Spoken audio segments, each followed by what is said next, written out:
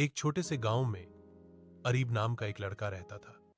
अरीब हमेशा मुस्कुराता रहता था, जैसे उसके दिल में कोई गम हो ही ना।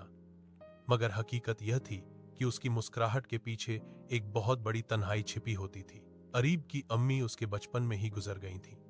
उसके बाद से वह हर शाम गांव के किनारे मौजूद उस पुराने पेड़ के नीचे बैठा करता, जहां कभी वह अपनी अम्मी के साथ खेलता था। लोग उसे वहां बैठा देखकर समझते थे कि वह सिर्फ हवा का मजा ले रहा है, मगर उसे हवा में अपनी अम्मी की खुशबू महसूस होती थी।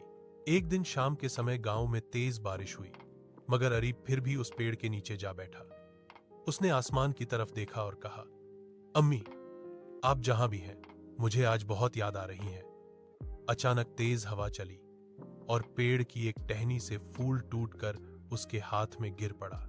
अरीब मुस्कुराया। उसने फूल को सीने से लगा लिया। यह लम्हा उसके लिए ऐसा था जैसे मां ने दूर कहीं से उसको चुप कराया हो। उस रात के बाद अरीब कभी उदास नहीं बैठा। लोगों ने पूछा कि क्या हुआ, तो वह सिर्फ इतना कहता, मोहब्बत कभी खत्म नहीं होती, बस रुख बदल जाती है।